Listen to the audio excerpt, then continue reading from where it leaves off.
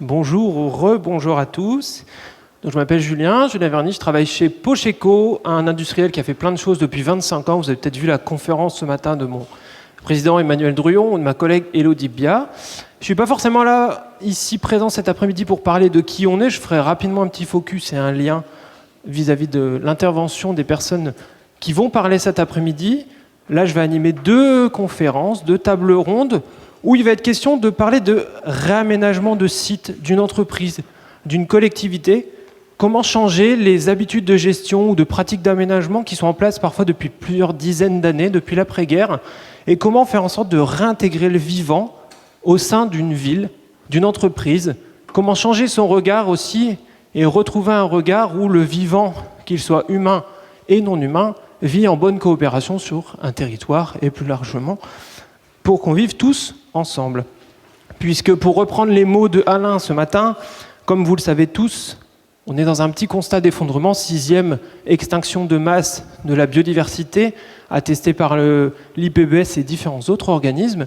Mais l'idée aujourd'hui, c'est de se dire comment on rebondit sur ces constats un peu négatifs, un petit peu plombants, et comment on voit ce qui s'est fait ailleurs, dans différents endroits, depuis parfois pas mal d'années, et comment on démontre qu'il est possible de réintroduire le vivant dans nos vies, du quotidien, au travail, à la maison, et aussi dans la manière d'entreprendre pour différentes entreprises.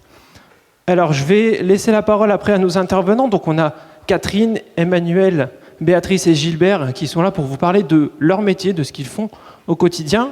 Mais rapidement, moi, je voulais juste refaire un petit parallèle sur qui je suis et quelle est la légitimité que j'ai à vous parler cet après-midi et surtout à faire parler ces personnes. La légitimité, c'est que je travaille pour une entreprise qui s'appelle Pocheco, qui, depuis 25 ans, a tout changé dans ses manières de fabriquer des enveloppes. C'est notre métier historique de base. On est dans un petit village tout en haut, à côté de Lille, juste à côté de la frontière belge. Et depuis 25 ans, on a tout changé dans notre entreprise pour réintroduire le vivant dans l'acte d'entreprendre et faire en sorte d'avoir une économie qui se veut écologique, qu'on appelle chez nous l'économie. Le site que vous voyez, c'est une illustration de l'entreprise telle qu'elle est quasiment conforme à ça aujourd'hui. On a désimperméabilisé notre site, réintroduit le vivant, fait en sorte de permettre à 56 espèces d'oiseaux différentes de fréquenter, de vivre sur le site ou tout simplement d'y circuler et de continuer leur vie sur le territoire. Plus de 170 espèces de plantes, des batraciens, des mammifères, etc., etc. Et tout ça, on le partage depuis une douzaine d'années avec les collègues du bureau d'études ouvert auprès d'autres entreprises et des collectivités. On a fait beaucoup de choses. On démontre qu'il est possible pour un industriel de prendre l'écologie comme un enjeu prioritaire au même titre que l'enjeu humain ou l'enjeu économique. J'arrête de parler de qui je suis. Si vous voulez plus d'infos sur notre entreprise, sur Pocheco, il y a le stand présent dans le bâtiment juste en face. Je vais proposer à nos différents intervenants de prendre la parole. Ils vont intervenir chacun à leur tour, mais d'abord une courte présentation sur qui vous êtes, l'un l'autre, l'une l'autre, et ensuite, on passera sur l'échange qui était prévu. On commencera avec Catherine. Bonjour, moi je suis Catherine Pouliquin, je suis directrice RSE et innovation de Crédit Agricole Immobilier. Et je suis aussi là pour représenter le CIBI. Ce joli nom de code veut dire Conseil international biodiversité et immobilier, qui accompagne les acteurs du vivant et de l'immobilier à remettre de la nature en ville. Et je suis administratrice de cette association qui délivre les labels Biodiversity. Il y en a 3. On va zoomer sur un de ces labels aujourd'hui. Le label Biodiversity Construction, le label Biodiversity Life pour les sites en exploitation et le label Biodiversity Ready. Un dernier mot sur Crédit Agricole Immobilier, que je représente également. Crédit Agricole Immobilier fait, comme son nom l'indique, ou ne l'indique pas, tous les métiers de l'immobilier, sauf celui de la banque, parce qu'il y a beaucoup de banques dans le groupe Crédit Agricole, vous les connaissez. Et nous, on est un opérateur immobilier global, on est promoteur, gestionnaire d'actifs. On accompagne le groupe, mais aussi des clients hors groupe, dans leur approche de schéma directeur immobilier, mais aussi de travaux de rénovation, de réhabilitation de sites. Voilà, on fait à la fois du bureau et du logement, et l'immobilier d'exploitation, ce sera mon sujet de tout à l'heure. Emmanuelle Parache, moi je suis la fondatrice d'une société coopérative qui s'appelle Biocénis, que j'ai créée il y a 13 ans. Son objectif c'est d'accompagner les entreprises pour intégrer la biodiversité dans leurs projets. Et on fait ça de deux manières. Un axe de transformation des sites des entreprises pour devenir des lieux d'accueil de la biodiversité. Et un autre axe qui est plus du conseil par rapport à leur chaîne de valeur et comment mettre de la biodiversité dans les modèles économiques en fait. Béatrice Kremer-Cochet, moi j'ai eu une formation scientifique et j'ai longtemps enseigné dans les sciences de la vie et de la terre, je suis agrégée de cette discipline. Et j'ai un immense défaut depuis que je suis toute petite, je ne peux pas me contenter de ce qu'il y a dans les livres, il faut que j'aille voir sur le terrain, donc je suis profondément naturaliste, ce qui m'a amenée à essayer, alors je ne me suis pas lancée dans la recherche comme l'orateur précédent, Marc-André Sellos, j'avais commencé, et puis finalement je me suis rendu compte que j'avais besoin de rester généraliste, hein, c'est comme dans le domaine médical, il y a les spécialistes et puis il y a les généralistes qui font les généralistes qui font le lien entre tout ça. Et je me suis rendu compte qu'être capable, puisque j'ai quand même eu une formation assez complète en géologie, en botanique, en zoologie, en biologie cellulaire, moléculaire, et être capable de rester généraliste, ça permet de faire des liens entre toutes ces disciplines. Et ces liens sont absolument indispensables parce que si on n'a pas une compréhension globale de l'écosystème et de notre planète, évidemment, on peut être susceptible de faire des bêtises. Voilà, Gilbert Cochet, je suis le mari de mon épouse. Ça, c'est ma première mention. C'est pas la plus facile, mais ça marche bien. Voilà, sinon je suis agrégé de sciences de la vie et de la terre, moi aussi. Et naturaliste, donc, comme disait Béatrice, on ne sait rien sur tout, ou tout sur rien, mais voilà, c'est une vision globale très intéressante. À côté de ça, nous avons monté une association qui s'appelle Forêt Sauvage, et nous travaillons avec des entreprises dans le cadre du mécénat pour notamment faire des acquisitions donc, de forêts, de milieux naturels, pour les préserver. Et puis nous faisons aussi de la formation. Et donc c'est un tandem très intéressant qui fonctionne bien. Merci à tous les quatre pour cette petite présentation. Alors je te donne la télécommande pour passer. Donc, on va commencer avec Catherine qui va nous parler de son projet, le projet Evergreen. Qu'est-ce que c'est ce projet développé par le Crédit Agricole? Et partons de la genèse du projet à sa mise en œuvre. Si tu peux nous faire un petit focus sur tout ça et avancer dans notre échange.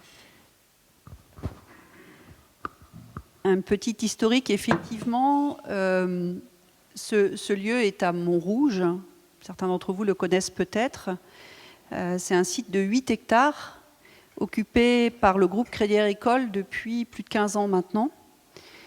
Et la particularité de ce site, c'est qu'il a une longue histoire, puisqu'on est dans la proximité, on est au-delà du périphérique, mais on est vraiment dans la première couronne autour de Paris, et que c'est un ancien site industriel qui accueillait au début du siècle dernier les compteurs de Paris. Il est resté site industriel encore assez longtemps, jusqu'à ce que Schlumberger en fasse son siège social. Et on était vraiment dans un cadre, et d'ailleurs les bâtiments que vous voyez là sur l'image le démontrent, dans un modèle, y compris architectural, très, très, très industriel. Pourquoi le groupe s'est installé sur ce site en 2010 ? Parce qu'il avait la volonté de rassembler ses équipes qui étaient dispersées dans le sud parisien, on va dire, mais avait la volonté de rassembler ses filiales, de créer plus de collectifs encore dans ce groupe qui l'est déjà, qui est mutualiste comme vous le savez, mais qui avait la volonté de faire travailler plus encore en synergie les filiales entre elles.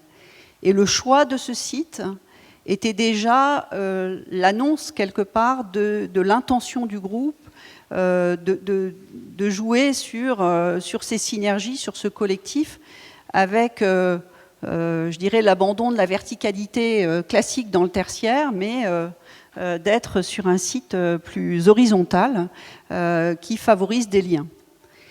Et ces liens, eh bien, c'est le jardin, c'est 4 hectares de jardin au milieu de tous ces bâtiments, ou entre ces bâtiments, qui créent qui crée ce lien commun, qui crée cet espace à la fois de détente et de travail pour les 8000 collaborateurs qui aujourd'hui fréquentent le site.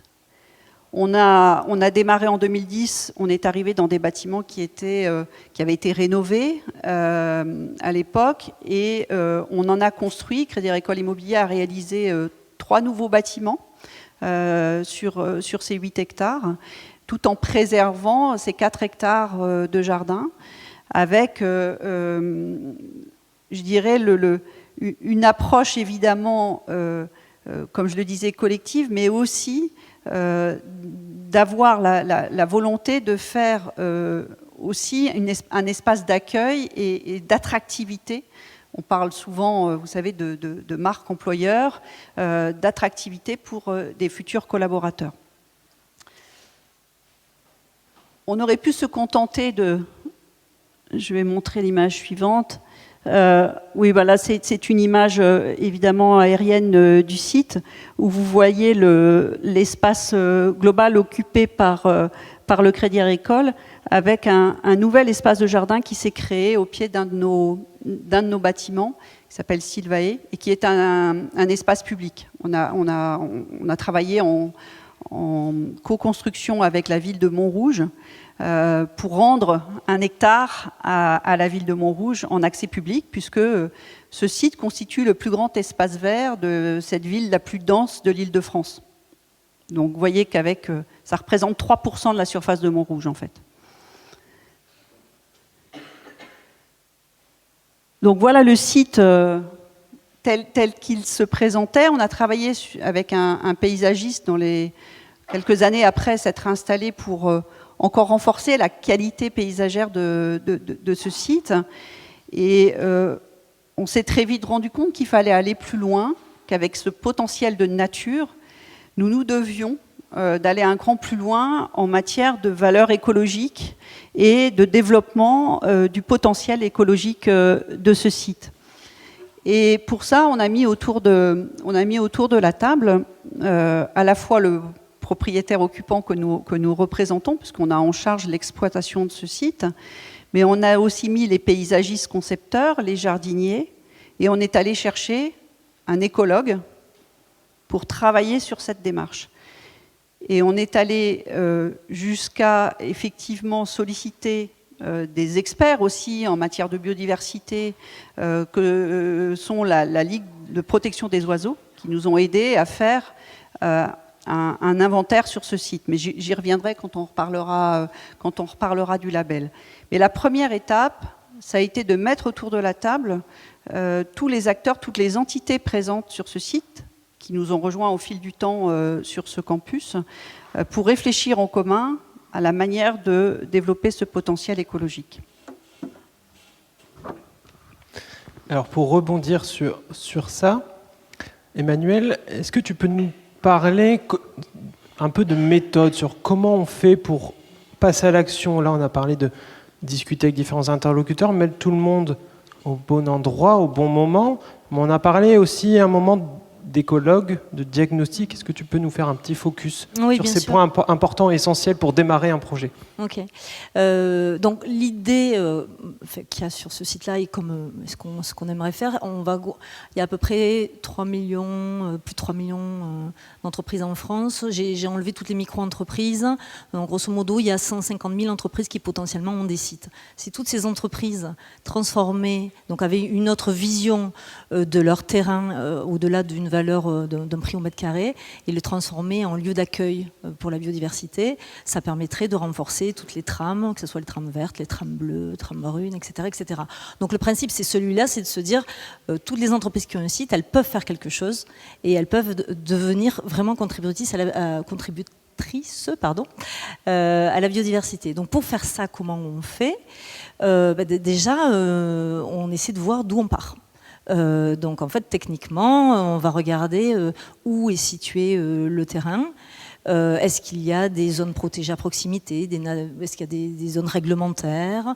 Est-ce qu'il y a des relevés naturalistes qui ont déjà été faits? Quels sont les schémas de cohérence écologique? Quelles sont les trames vertes? Donc en fait, on va étudier aux environs de ces sites-là ce qui se passe, quels sont les enjeux.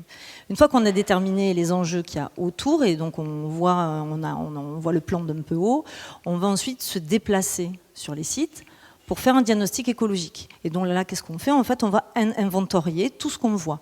Donc, généralement, quand on est en milieu urbanisé, on va plutôt faire un seul passage, parce que normalement, il n'y a pas d'enjeu d'espèces protégées. Ça peut arriver, et s'il y a des enjeux, notamment quand il y a des zones humides, par exemple, on va faire plusieurs passages. Et donc, dans ces passages-là, on va inventorier toutes les espèces qu'on va observer, ce qui va permettre d'avoir une cartographie de tous les éléments, éventuellement d'espèces qui ne viennent pas sur le site parce qu'il n'y a pas les habitats ou pas la ressource alimentaire. Et donc, en fait, on va faire des préconisations aux entreprises pour pouvoir dire, ben voilà, améliorer les habitats, donc ça c'est quelque chose de base, améliorer la ressource alimentaire. Quand on parle de ressources alimentaires, on parle de ressources qui peuvent être toute l'année. Des ressources locales aussi, on va essayer de ne pas mettre trop de plantes introduites. On va essayer de travailler sur les bassins de rétention, quand il y a des bassins de rétention, plutôt que d'avoir une cuve avec du PEHD et rien d'autre. On va d'abord faire en sorte que la faune qui tombe dedans puisse remonter, parce que c'est souvent létal, les bassins de rétention. Et puis, peut-être, pourquoi pas les planter, voilà, faire un écosystème par rapport à ça. Ça va être la gestion différenciée. Alors, je donne quelques exemples. Donc, la gestion différenciée, mais c'est ce qu'on voit, alors peut-être un peu moins ici, mais quand on arrive sur le site, où certaines zones sont tendues, d'autres ne le sont pas, ce qui permet, je pense que tu en parleras Catherine, voilà, de pouvoir culturellement être satisfait d'un espace propre, bien tendu, et puis laisser la biodiversité se développer plus ailleurs. Et ce qui est très intéressant, c'est que la nature, c'est un outil de partage très important, et donc on essaie de faire participer au maximum les collaborateurs à ces démarches. Notamment quand on fait des inventaires, on peut faire des inventaires participatifs. Alors le premier, pas forcément, parce que là il faut quand même identifier toutes les espèces. Mais une fois qu'on a ces espèces-là, on peut vraiment donner la main ensuite aux collaborateurs pour pouvoir eux-mêmes inventorier. Ce qui est très intéressant, parce que ça permet d'avoir des suivis et justement de pouvoir regarder toutes les évolutions. Est-ce que les actions qui ont été mises en place portent leurs fruits ? Si elles ne portent pas leurs fruits, se poser des questions sur ce qui a été fait. Et puis, au fur et à mesure, voir toutes ces évolutions et en faire des outils aussi de connaissance, de porter à connaissance, des outils pédagogiques pour sensibiliser les collaborateurs qui eux-mêmes deviennent des ambassadeurs par rapport à la biodiversité. Donc, on a un espèce de phénomène de contamination positive, en fait, qui, enfin, on l'espère et on y croit, va faire en sorte que ça devienne plus grand et que chacun dans son jardin, sur son balcon, parce qu'il n'y a pas besoin d'avoir un jardin, puisse connaître et appliquer ces principes-là. Alors, pour rebondir sur ton témoignage, j'ai donné un exemple. Je vous ai parlé rapidement de Pocheco tout à l'heure. Ce que vient de nous dire Emmanuel, nous on le met en place depuis pas mal d'années sur notre site. On a fait des inventaires et aujourd'hui on continue de faire des inventaires. Moi en tant que responsable biodiversité, je suis accompagné de différentes personnes. Et on sensibilise aussi nos collègues pour faire ces inventaires pédagogiques. Parce que quand vous venez à un instant donné, vous allez voir plein de choses, mais vous pouvez aussi en louper plein. Et si, sur une entreprise, vous allez sensibiliser un collègue qui est comptable, quelqu'un qui est en production, quelqu'un qui est en RH, ou peu importe qui, il est sensible sur ces sujets, il va peut-être, lui, vous apporter des nouvelles données. Il faudra peut-être les vérifier à un moment, parce que tout le monde n'a pas le même niveau de connaissance, et on va peut-être pas tous savoir reconnaître les mêmes espèces, ou pas précisément. Mais là, sur les derniers inventaires qu'on a réalisés chez nous, là, en avril et en mai, on a trouvé 10 espèces d'oiseaux supplémentaires grâce à l'intervention des collègues. Et on a vérifié avec mon collègue Pierre, et on a bien ces 10 espèces sur le site. Donc, faire travailler les équipes d'une entreprise pour les sensibiliser, les impliquer dans le projet, ça passe sur le plan professionnel, mais aussi, il va y avoir un moment où il y a le passage sur le côté privé. C'est intéressant aussi de se dire, en fait, ça fait des petits, progressivement. Et toutes ces démarches qui sont, on va dire, parfois réglementaires, juridiques ou volontaires, font des émules et incitent le plus grand nombre à s'impliquer dans ce projet. Et je voudrais juste rebondir sur une chose très intéressante que tu as dite aussi. On a eu une thématique biodiversité qui s'est liée à la thématique de l'eau Et ça, c'est quelque chose que nous, on essaye d'accompagner, de pousser, et que beaucoup d'entreprises maintenant prennent en main sur se dire comment on va prendre une contrainte de gestion des eaux pluviales pour se dire quelle va être cette opportunité pour réintégrer la biodiversité typique des zones humides sur un site peut-être entreprisé ou en cœur de ville. On va revenir sur le sujet des inventaires pour repasser la parole à Catherine. On avait échangé ensemble sur les intérêts de faire ces inventaires écologiques pour avoir des petits constats aussi et se dire comment on peut se servir pour aller plus loin. Est-ce que tu peux nous en dire un petit peu plus ? En fait, là, on est, nous, rentrés effectivement dans une démarche de labellisation parce qu'on était tel un peu Monsieur Jourdain. On faisait déjà beaucoup de choses dans nos pratiques. On avait anticipé la réglementation sur la suppression des produits phytosanitaires dans l'entretien de ce parc. Mais pour structurer cet engagement, pour mieux le mesurer, effectivement, on a choisi de solliciter ce label qu'on a en plus, je dirais, réalisé en co-construction avec le CIBI, ce qui nous a pris une période de 3, presque 4 ans au total pour élaborer les référentiels avec eux et les écologues qui travaillaient sur notre projet et faire en sorte qu'effectivement on puisse évaluer ces résultats et réorienter les actions au regard de ce que nous produisions.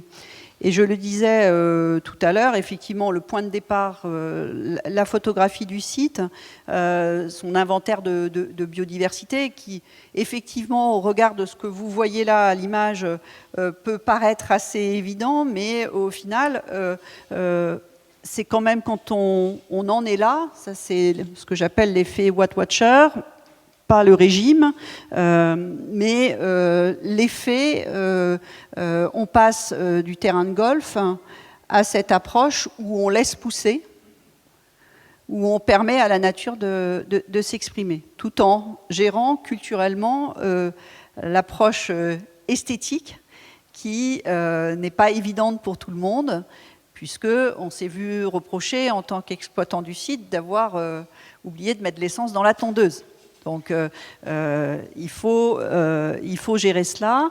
Et puis ce que vous voyez là est relativement luxuriant. Vous avez peut-être remarqué comme moi que beaucoup d'eau est tombée du ciel ces derniers mois.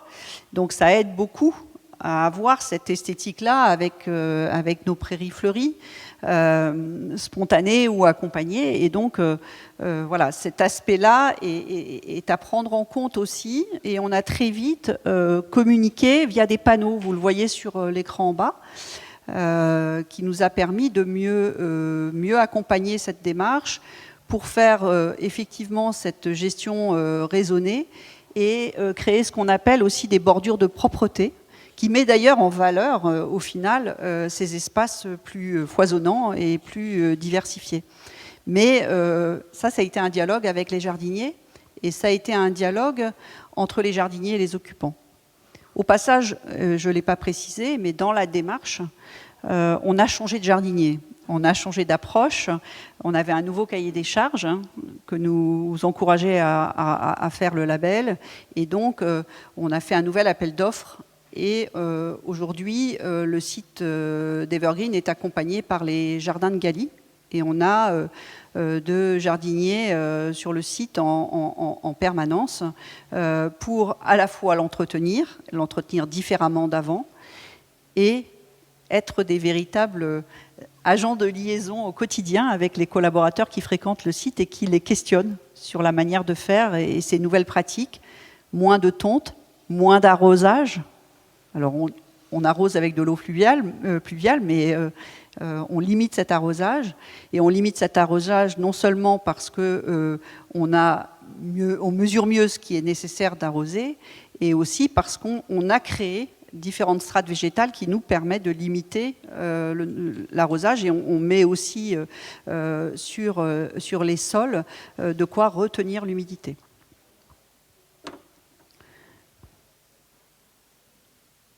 On organise des visites de sites, c'est-à-dire qu'on explique au fil de l'eau, au-delà de ce que les jardiniers font au quotidien, on explique, on organise des ateliers thématiques, on organise des visites et les salariés s'inscrivent via notre intranet pour participer à ces ateliers thématiques avec des experts, avec les jardiniers, avec les experts des bassins que vous voyez là, pour savoir comment on entretient tout cela et comment on accompagne cette évolution. Parce que dans le label, il y a une approche qu'on appelle biophilique. C'est peut-être pas un terme qui vous est familier. La biophilie, c'est la thématique qui nous permet justement de relier le bâtiment avec les occupants et la nature. Et donc, quand on se lance dans le label, non seulement on fait une étude écologique du site, un diagnostic, mais on fait aussi une étude biophilique et on regarde comment le site apporte ce plus de nature, ce plus de bien-être aux occupants, entre le bâti, dedans, dehors, et entre les deux, puisque et vous allez le voir, je reviendrai sur celui-là après, on a des espaces intérieurs qui évoquent la nature. Dans nos aménagements intérieurs, on a utilisé des matériaux qui évoquent la nature. C'est ce qu'on appelle aussi de la biophilie. Et vous voyez, la nature est présente dans les patios et aussi sur les bâtiments et sur des toitures végétalisées également. Ce que nous a permis aussi de redécouvrir, je dirais, cette démarche autour du label et du dialogue institué avec tous les acteurs, c'est que la nature, ça a été largement dit tout à l'heure, elle se régénère toute seule. Là, on est sur la toiture de notre restaurant d'entreprise, qui est très exposé aux effets de la sécheresse. Et en laissant la nature là s'exprimer, on a constaté une régénération, en fait, de la nature spontanément, avec une meilleure adaptation aux effets de la sécheresse. C'est-à-dire que les espèces qui poussent là maintenant résistent mieux aux effets de la sécheresse que ce qui a été le cas jusque-là. Donc faire évoluer nos pratiques de gestion, faire de la pédagogie, installer des hôtels à insectes, ce n'est pas les habitats qui manquent sur le site, mais on a un peu insisté, je dirais, sur la manière de mettre en scène tout cela. Et vous avez peut-être vu, ça doit être sur le suivant, voilà, des panneaux pour indiquer qu'il y a des canards sur le site et pour faire ralentir les automobilistes qui rentrent dans le parking sur le site et les alerter sur le fait qu'il y a des animaux et qu'il faut y faire attention. Alors vous voyez là une diversité d'animaux, les poules d'eau qui sont devenus les derniers, alors surtout à cette période où il y a des petits qui naissent, et les canards qui restent nos vedettes. Et puis on a la visite annuelle de notre héron cendré, qui pose, vous voyez, on n'est pas à Cannes là, mais c'est pas le tapis rouge, c'est le tapis vert, et vous voyez qu'il pose devant les salariés qui les photographient. Et le constat qu'on fait, c'est qu'on a beaucoup de collaborateurs qui photographient et qui postent sur LinkedIn les espèces qu'ils trouvent, parce que toutes ces démarches nous ont permis de renforcer la flore spontanée, notamment les orchidées sauvages qui sont revenues sur le site. Et puis, on a constaté la multiplication par 2 du nombre d'espèces d'oiseaux qui fréquentent le site, le nombre de papillons. On a de nouveau des espèces patrimoniales qui sont revenues occuper ce site. Voilà. Donc, on a, dans cette implication des occupants et avec le label, donc on a obtenu en 2020, mis en place tout un plan d'action. On est en cours de renouvellement actuellement du label et on continue de renforcer ces démarches. On a installé, vous l'avez peut-être aperçu, un potager. Vous l'avez vu tout à l'heure, voilà à droite. Et ça, c'est la toute dernière réalisation qui fait partie du plan d'action du label aussi et qui vise à renforcer encore l'implication des salariés dans l'approche du site. Et le succès du groupe qui a réalisé le potager démontre tout l'intérêt que les salariés peuvent porter à tout cela. Et grâce à toutes ces démarches, ce sont à la fois les occupants, mais aussi toutes les équipes d'exploitation qui montent en compétences. On a beaucoup parlé depuis ce matin, et en tout dernier lieu, Marc-André Sellos qui était là tout à l'heure, de la connaissance. Et là, on est vraiment au cœur du sujet. Parce que mettre en scène la biodiversité, c'est renforcer cette connaissance. Catherine, est-ce que tu peux terminer ton intervention en nous donnant rapidement un petit mot sur le CIBI, le label Biodiversity, pour qu'Emmanuel puisse rebondir sur cette manière d'accompagner aussi au changement ou à la conception des projets. Je vais le faire très court. Ça a été vraiment un support pédagogique pour expliquer nos démarches. C'est-à-dire les 4 axes du label sur lesquels tu vas revenir nous ont permis d'expliquer nos démarches et la manière de renforcer à la fois la valeur écologique du site et le lien avec les occupants et la pédagogie. Ok. Alors, je rebondis sur ce que tu disais par rapport à la biophilie. Il y a beaucoup d'enquêtes, et là, il y en a une qui est sortie en janvier, qui montre le lien entre santé et nature. Et ça, c'est très important. Donc, ces labels, en fait, permettent justement de jouer là-dessus. La labellisation biodiversity. Alors, nous, en fait, labellisation ou pas labellisation, l'important, c'est qu'on densifie les villes et qu'on l'a vu avec le Covid, les gens qui pouvaient partir ailleurs, ils sont partis ailleurs. Donc la capacité de la ville à offrir du bien-être aux habitants doit être développée. Donc l'idée, c'est de vraiment minimiser l'impact des projets sur la biodiversité, faire en sorte toujours que ce projet devienne contributif. Alors on parle beaucoup de renouvellement urbain, on peut arriver à faire de la biodiversité positive d'ailleurs, quand on part sur des friches, et puis aussi que ça soit un outil de partage par rapport aux usagers, que ce soit du tertiaire, des habitants, voilà, des occupants. Donc le principe de la labellisation, c'est de pouvoir intervenir le plus en amont possible du projet dès la conception. Parce que vous comprendrez bien que c'est plus facile de déplacer sur un plan un bâtiment que de le faire dans la réalité une fois que le permis de construire a été déposé. Donc quand on intervient, on commence à regarder les plans et si on voit qu'il y a un corridor écologique ou qu'il pourrait y en avoir un, on commence à intervenir là-dessus et on nourrit un dialogue avec bien sûr la maîtrise d'ouvrage, mais les architectes, le paysagiste et aussi beaucoup le bureau d'études VRD parce que VRD c'est ceux qui artificialisent les sols, donc on va essayer de voir avec eux comment on peut artificialiser le moins possible. Donc sur cette labellisation il y a plusieurs axes, ce qu'il faut en retenir, parce que je ne sais pas si on rentre vraiment dans les axes, mais ce qu'il faut en retenir c'est vraiment à toutes les étapes du projet avec des choses qui s'appuient d'abord sur un diagnostic écologique pour bien comprendre justement ce qu'on va mettre en place et recréer des habitats et puis au fur et à mesure donner des lignes directrices. Je peux vous en donner quelques-unes qui sont un peu emblématiques. Notamment, on va travailler beaucoup sur les vitrages. Alors surtout qu'on voit en ce moment, les architectes aiment beaucoup les effets miroirs. Alors les effets miroirs, c'est dramatique pour la vie faune. Hein.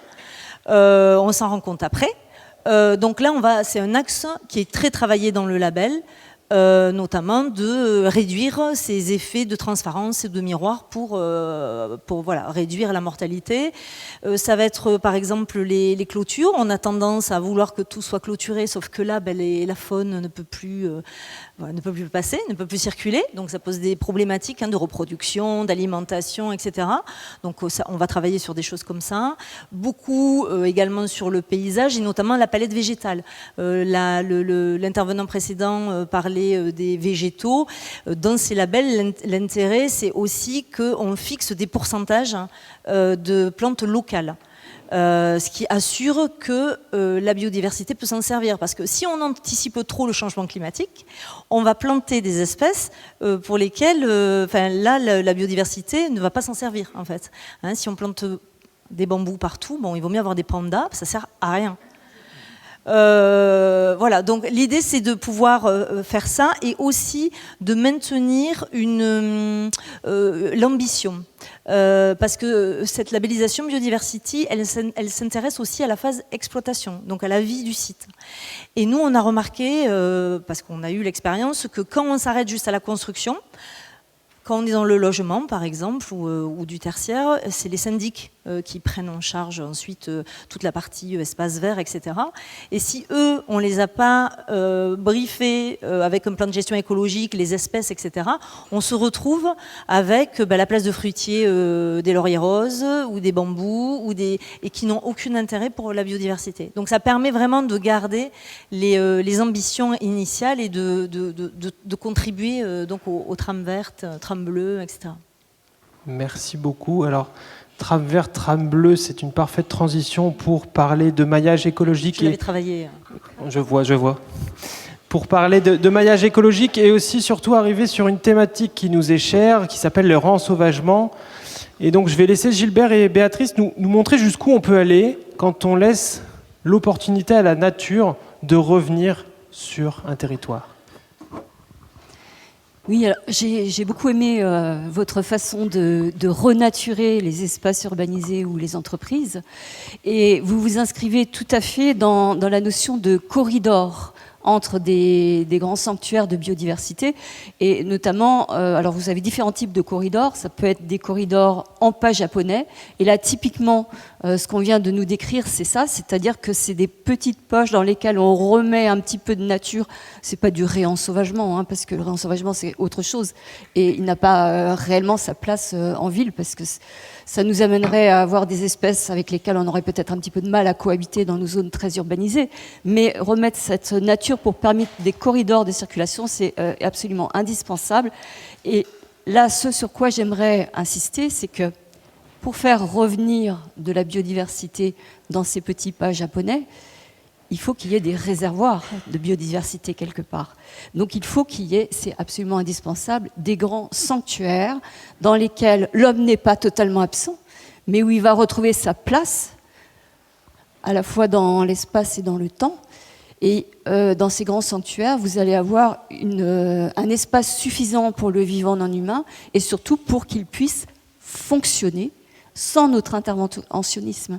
Parce que si vous regardez la petite phrase clé de Biomime Expo, la nature, notre modèle d'avenir. Mais s'il n'y a plus de modèle, vous faites comment ? Donc voilà, les grands sanctuaires, ce sont des modèles. Alors, il y a 40 ans, avec Gilbert, quand on essayait de parler aux élus de cette importance de préserver la faune, la flore, de leur laisser un espace de liberté dans lequel on intervient peu, les élus étaient très condescendants parce que nous, on venait avec nos petites fleurs, nos petits oiseaux, et eux, ils brassaient de l'argent. C'était quand même beaucoup plus important. Et donc, on a compris qu'il fallait qu'on parle un langage différent. Et ce qui nous a permis de changer de langage et de démontrer que ces sanctuaires, ce ne sont pas des vides économiques, c'est notamment l'exemple du parc national suisse. Donc on a rencontré le directeur en 2019, quand nous avons écrit notre ouvrage sur l'Europe réensauvagée. Le parc national suisse, il est très intéressant, parce que c'est le premier parc national qui a été créé en Europe. Alors attention, ce n'est pas le premier parc national qui a été créé en Europe tout court, mais c'est le premier dans lequel il y a eu de la libre évolution, c'est-à-dire de la non-intervention totale. Et il a été créé en 1914. Donc on a plus d'un siècle de recul sur ce qu'est la libre évolution, sur les impacts que peuvent avoir, positifs ou négatifs, que peuvent avoir cette libre évolution. On a d'ailleurs au passage démoli un certain nombre d'idées reçues, y compris chez les écologues, du style « oulala, mais si vous laissez les choses évoluer librement, le milieu va se fermer, c'est une catastrophe ». Alors, si vous allez dans le parc national suisse, vous avez effectivement des zones de pâturage à vaches qui se sont reboisées. Mais vous avez aussi des prairies qui sont restées prairies et qui sont devenues extrêmement riches en biodiversité. Et ça a été intéressant de voir que finalement le rôle des vaches a été remplacé par les cerfs, les biches, qui viennent à la tombée du jour, par exemple, par les chamois, par les bouquetins quand ils ont été réintroduits, etc., etc. Et surtout, le directeur de ce parc national suisse nous a dit que c'est un petit parc national, hein, il fait 17 300 hectares, c'est ridicule. À titre de comparaison, le Mercantour, c'est 70 000 hectares, la Vanoise, 60 000 hectares, et les Écrins, 90 000 hectares. Donc vous voyez, là, on est sur un tout petit espace. Eh bien, ce tout petit espace dans lequel on ne fait plus rien, et dans lequel l'homme ne vient plus qu'en homme contemplatif, vous avez un réseau de sentiers qui permet de s'immerger dans cette nature en libre évolution, de venir la contempler, l'observer, et regardez ce qui s'y passe. Vous n'avez pas le droit d'y dormir. Et si vous voulez pique-niquer, ben vous avez des aires bien circonscrites et tout le reste, c'est pour les autres vivants. Et ça marche très bien, même économiquement. Les 4 communes qui sont propriétaires du foncier de ce parc national perçoivent chaque année à peu près 20 millions d'euros de revenus en ne faisant rien. Vous ne trouverez pas un homme politique qui vous dira ne faites rien, vous allez gagner beaucoup d'argent. Mais c'est possible. Tout est possible. Alors vous allez me dire comment ils génèrent ces revenus.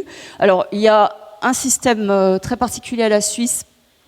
C'est que l'État fédéral qui a créé le parc national en collaboration avec une association reverse une petite location à chacune des communes, mais ce n'est pas les revenus principaux. Les revenus principaux, c'est l'écotourisme. Les gens qui viennent pour se promener dans le parc, puisqu'on n'a pas le droit de dormir, de camper dans le parc, eh bien, ils vont loger chez l'habitant ou dans des hôtels. Ils vont manger dans les villes, les 4 communes qui sont autour. Ils vont faire leurs courses dans les supermarchés de ces communes. Et donc, ça génère toute une économie et toute une vie locale qui est parfaitement florissante. Et ce qui est très intéressant, c'est que quelques dizaines de kilomètres plus loin, vous avez une station de ski hyper huppée qui s'appelle Saint-Maurice. Eh bien, le parc national suisse fait vivre les 4 communes propriétaires du foncier aussi bien que ceux qui font l'exploitation de la station de ski. Alors quand on sait quel est l'avenir des stations de ski avec notre changement climatique, ça porte à la réflexion évidemment.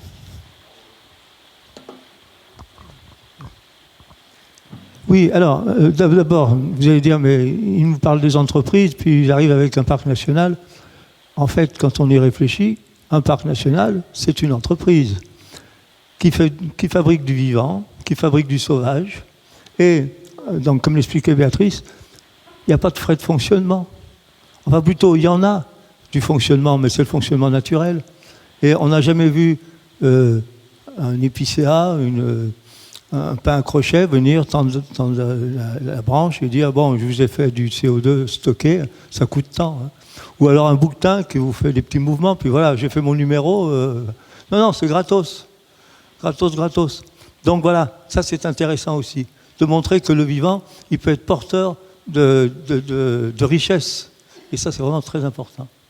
Alors, on a comme cela tout un réseau de milieux naturels qui retournent à l'état sauvage, et notamment ce qu'on appelle les RBI, les réserves biologiques intégrales, qui sont faites par l'Office national des forêts.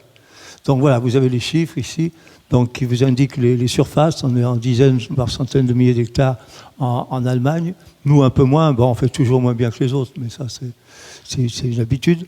Et voilà. Mais il y a un grand vent qui se lève pour aller vers justement la création de ces milieux naturels réensauvagés et qu'on pourra visiter. Donc, ce seront des entreprises vertes, en quelque sorte. Voilà, à montrer. Et par contre, alors si on passe à la diapo suivante. Donc voilà, on a, là, ça va plus loin, et là c'est extrêmement intéressant. Ça démontre qu'on a évolué au niveau de la compréhension, ce qu'évoquait notre ami Sellos tout à l'heure. Effectivement, culturellement, on peut évoluer très rapidement. On a là une entreprise qui s'appelle EDF. EDF, elle produit l'électricité. Et pour produire l'électricité, elle construit des barrages. Et vous avez un barrage ici qui s'appelle le barrage de Poutès, qui est sur l'Allier. L'Allier fait 400 km de long. Il y a un seul barrage, le barrage de Poutès. Il bloque la remontée des saumons, la remontée des poissons migrateurs. Il bloque la descente des sédiments. Il a été construit dans les années 40. Il produit pas mal d'électricité, 12 mégawatts. Donc c'est un grand barrage. Et pour la première fois, on va détruire un barrage pour permettre à cette vallée de refonctionner. Et du coup, on va même plus loin, parce qu'on détruit le barrage, et ensuite on en reconstruit un autre, nettement plus petit, mais plus efficace, qui produit pratiquement autant d'électricité, en laissant passer les saumons dans un sens et le sable dans l'autre. Donc là, c'est pas de la petite manipulation locale, c'est vraiment un cul par-dessus tête, une évolution absolument extraordinaire. On a construit ce barrage, et maintenant on le détruit. Alors d'ailleurs, excusez-moi, j'emploie pas le bon terme. On ne détruit pas un barrage, on l'efface. Et c'est mignon, on l'efface. Parce que si vous dites on détruit le barrage, c'est dur à encaisser pour le bonhomme. l'ingénieur qui a construit ça, il construit un barrage et puis on le supprime. Donc il a l'impression de servir à rien. Donc on efface. Voilà. Alors actuellement, il y a 500 000 km de cours d'eau en France. Sur ces 500 000 km de cours d'eau, il y a 100 000 barrages. Au niveau européen, il y a 1 million de barrages. L'objectif au niveau européen, c'est d'effacer un barrage par jour. Bon, il n'y a que 365 jours dans l'année, hein, donc ça va pas très loin non plus. Eh bien, en 2023, on en a effacé 600, donc sur toute l'Europe. Ceux qui en effacent le plus, ce sont les Espagnols. Parce qu'ils ont fait plein de barrages partout, et ils ne servent à rien puisqu'il n'y a pas d'eau dedans. Il ne pleut plus. Voilà. C'est comme si vous faisiez plein de barrages dans le Sahara, partout, mais bon sang, ils ne se remplissent pas. Oui. Ça ne marche pas comme ça. C'est pas je fais un barrage et l'eau arrive et je dis oui, j'ai vu qu'il y a un barrage ici. Viens, on va le remplir. L'homme n'est pas toujours très malin.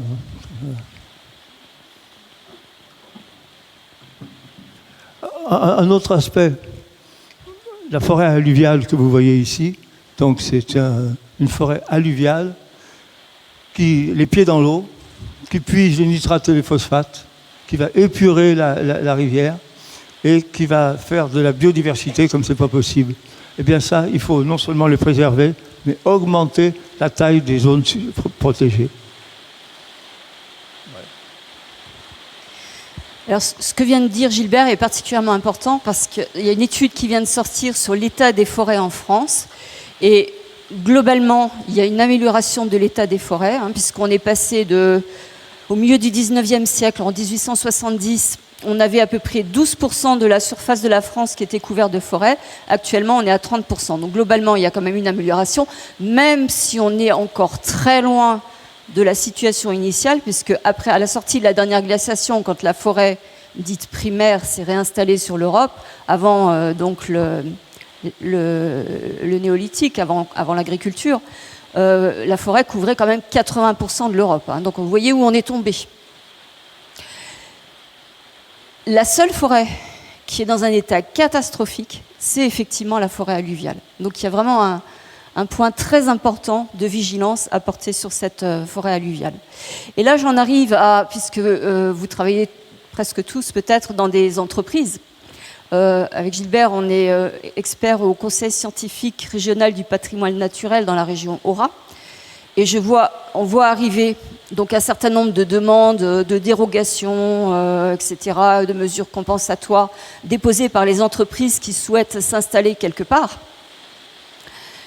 et qui sont obligées de se soumettre à la loi ERC, éviter, réduire, compenser. Et nous, la tendance qu'on voit, c'est que, on va dire 90% de ces entreprises sautent allègrement l'étape éviter et réduire et passent directement à compenser. Alors que non, ce qui est important, c'est justement éviter, comme tu l'as dit Emmanuel. Et éviter, ça veut dire éviter de s'installer, même si les élus ruraux vous font les yeux doux pour créer de l'attractivité économique dans leur campagne, éviter de s'installer dans des zones qui ne sont pas déjà artificialisées si vous voulez créer une entreprise qui va entraîner une artificialisation. Et donc le meilleur moyen d'éviter, c'est exactement l'exemple que tu as développé, Catherine, et que vous avez développé aussi avec Pocheco, c'est réhabiliter des espaces qui sont déjà artificialisés, et notamment les friches industrielles ou les espaces urbanisés, et les renaturer avec tout ce que vous avez décrit et sur lesquels je ne reviendrai pas. Je mettrai simplement un petit focus. Moi, j'habite dans la vallée du Rhône, et en 35 ans, oui, ça fait 35 ans que j'y habite, j'ai vu disparaître les meilleures terres agricoles, celles de la plaine, fertilisées par le Rhône dans le passé, sous les zones d'activité et les zones pavillonnaires. Alors je suis désolée, mais je n'ai pas encore vu de supermarché qui produit de la nourriture. Donc si on construit les supermarchés dans les meilleures zones pour produire de la nourriture, où vont les agriculteurs ? Ils vont sur les espaces naturels, avec toutes les problématiques qui en découlent. Et donc moi, ce qui me paraît très important, c'est que dans cette renaturation des espaces urbains, on fasse également fonctionner cette notion de circuit court dont tout le monde parle. Et pourquoi est-ce qu'on ne remettrait pas de l'agriculture dans les villes avec une agriculture vertueuse du type agroforesterie? Parce qu'en plus, comme vous êtes dans un espace urbanisé et que certains produits phytosanitaires ont des conséquences sur la santé, peut-être aussi qu'il y aurait un autre type d'agriculture qui pourrait se développer. Et donc après, vous pouvez, si vous trouvez que c'est mieux que ça fasse propre parce que c'est quadrillé, peu importe. Ce qui est important, c'est, comme tu l'as dit, les espèces que vous allez mettre. Des espèces qui vont permettre effectivement à ces endroits de jouer le corridor biodiversité. Et peut-être aussi introduire une notion de partage. C'est-à-dire que ces jardins urbains cultivés avec des pratiques vertueuses vont permettre de nourrir la population localement. Mais on peut imaginer que, par exemple, le sommet des arbres qui est un peu difficile à atteindre et sur lequel vous avez des belles cerises bien rouges, on peut le laisser aux oiseaux. Voilà, partager donc. Voilà pour cette intervention et le dernier mot pour Béatrice et Gilbert. Ah, pardon, tu as encore un petit truc. Oui, donc la renaturation des espaces artificialisés favorise la libre circulation des espèces sauvages, mais surtout, elle participe à notre bonne santé. Donc pour conclure, j'aimerais simplement citer une étude qui a été faite dans un hôpital de New York avec des patients qui avaient tous la même pathologie, qui ont subi tous la même intervention chirurgicale. La moitié a été placée avec dans des chambres avec vue sur le mur en briques de l'immeuble d'en face. Et l'autre moitié a été placée dans des chambres avec vue sur un parc arboré. Et les résultats étaient sans appel.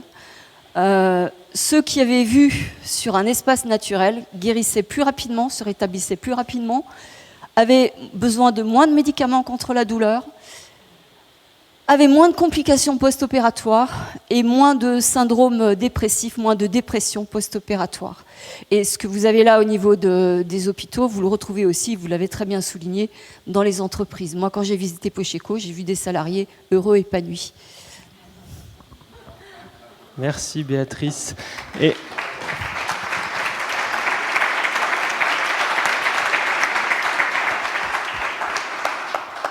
je vais rajouter une petite conclusion pour rebondir sur ces deux images qui sont assez parlantes pour moi et pour nous, pour l'équipe. C'est, vous prenez la gauche, est-ce qu'il y a une sensation de bien-être? Pas sûr. Béatrice a dit à droite, l'étude le démontre. Mais il y a aussi une sensation de fraîcheur. Quand vous allez vous balader sur deux espaces comme ça, vous allez sentir une sensation de bien-être au cœur du végétal, mais aussi une sensation de frais.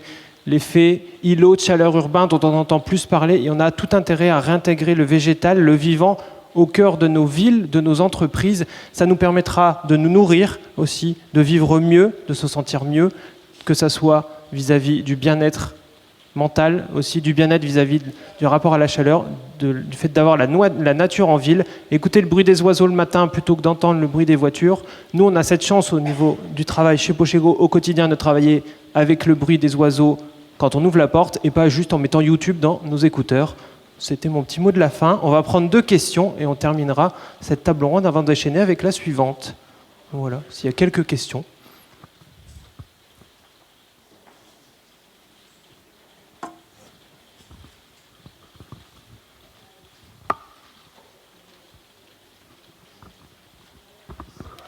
Bonjour, ma question s'adresse à Catherine. Est-ce que les visites que vous les organisez également pour les extérieurs, notamment de façon à changer le point de vue des gens qui sont extérieurs à votre démarche et de pouvoir du coup dupliquer, répliquer et s'aimer la méthode? Merci. Alors le site est effectivement un peu exemplaire puisqu'il a été pilote dans la démarche Biodiversity Life. Et donc on a eu effectivement l'occasion d'accueillir alors plutôt un public aujourd'hui de professionnels. On a encore, et c'est compliqué dans l'univers dans lequel on travaille, l'ouverture au public. Mais par contre, comme je vous l'indiquais tout à l'heure, cette porosité entre l'intérieur du campus et le jardin public permet de montrer et de valoriser effectivement ces continuités écologiques et d'expliquer la démarche, en tous les cas de jouer sur cette pédagogie et sur cette connaissance. C'est vraiment là l'essentiel. Mais aujourd'hui, non, pas d'ouverture au public du site, trop compliqué d'un point de vue sécurité. Mais en tous les cas, oui, des explications, des conférences et l'accueil d'événements extérieurs qui nous permettent à chaque fois de valoriser nos démarches, ne serait-ce qu'à l'échelle du groupe. Et puis pour nous, dans notre métier d'opérateur immobilier, de se servir aussi de cet exemple qui est un superbe démonstrateur par rapport à nos projets urbains dont parlait Emmanuel tout à l'heure. C'est-à-dire quand on réalise des bureaux, quand on réalise des logements pour d'autres clients, ça nous permet de valoriser que cette démarche peut être prise en compte et limiter nos impacts et favoriser le bien-être des futurs occupants.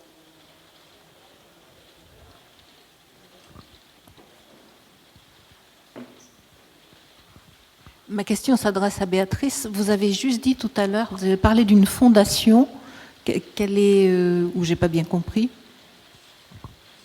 Non, vous n'avez pas monté une fondation? Forêt sauvage peut-être? Forêt sauvage n'est pas une fondation, c'est une association qu'on a cofondée avec un groupe d'amis. C'est Gilbert qui l'avait présenté en introduction, effectivement. Et je ne sais pas si j'ai le temps, mais c'est une belle histoire qui pourrait être racontée comme un conte.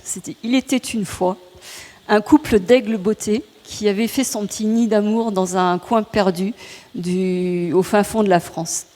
L'aigle beauté, c'est un rapace qui est très rare, qui est petit, mais qui a besoin, il voit les choses en grand. Hein. Madame a besoin d'un grand espace, donc ils font une aire, un nid en fait, qui fait à peu près 1 mètre de diamètre. Et donc vous comprenez bien que pour supporter un nid pareil, il faut des arbres qui sont très vieux et qui sont bien costauds.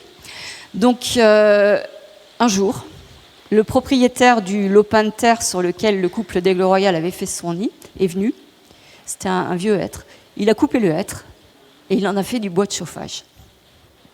Alors évidemment, on était catastrophés. Hein. Gilbert suivait le couple d'aigles, il y avait aussi d'autres ornithologues. Et puis on s'est dit, qu'est-ce qu'on peut faire pour que ce genre de choses ne se reproduisent plus? On n'en veut pas au propriétaire parce qu'il ne savait pas ce qu'il faisait.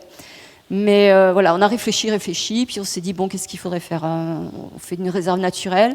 Puis on s'est rendu compte qu'en fait, non, une réserve naturelle, malheureusement, c'est un statut de protection qui ne protège pas.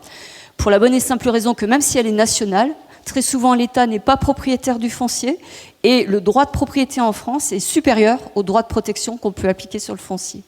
Et donc on arrive à la conclusion que finalement, puisque le droit de propriété est tellement fort en France, pourquoi est-ce qu'on ne retournerait pas les choses et pourquoi est-ce qu'on n'achèterait pas pour protéger et rendre aux vivants non humains l'utilisation de ce site et la libre utilisation de ce site.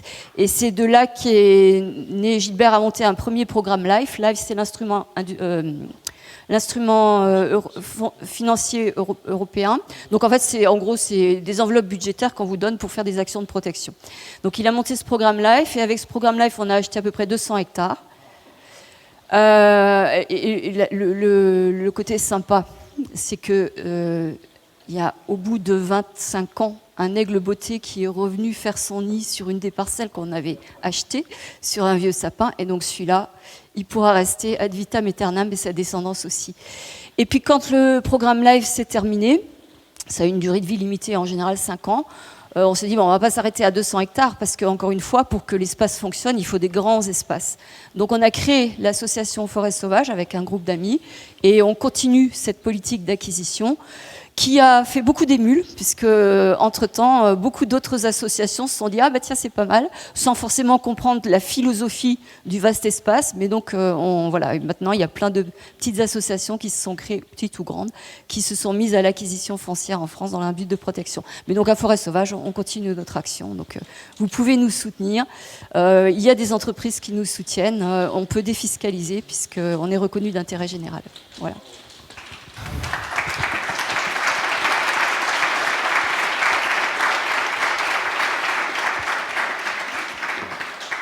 Alors, on avait une dernière question, si elle est courte, concise et précise, de même que la réponse. Bonjour à tous, merci pour vos prises de parole. Je vais faire hyper vite, ce sera même pas une question, c'est un témoignage complémentaire. Pour vous donner un regard aussi un tout petit peu différent, c'est celui du jardinier. Moi, je m'occupe de Jardin de Galie, qui est l'entreprise qui intervient sur le site d'Evergreen. Pour vous dire aussi qu'il y a de la fierté de la part des jardiniers d'intervenir sur ces sites, parce qu'il y a de la montée en compétences, aussi de la part des jardiniers que nous, on forme aussi pour être à la hauteur. Le métier du paysagiste, c'est celui aussi de l'observation. Et dans ces sites-là qui sont en transition, il y a aussi un gros travail d'accompagnement des équipes qui interviennent sur place et qui font. Donc il y a aussi de la fierté. Vous parlez tout à l'heure du bien-être des collaborateurs. Il y a aussi le bien-être de ceux qui font. Donc merci aussi pour eux.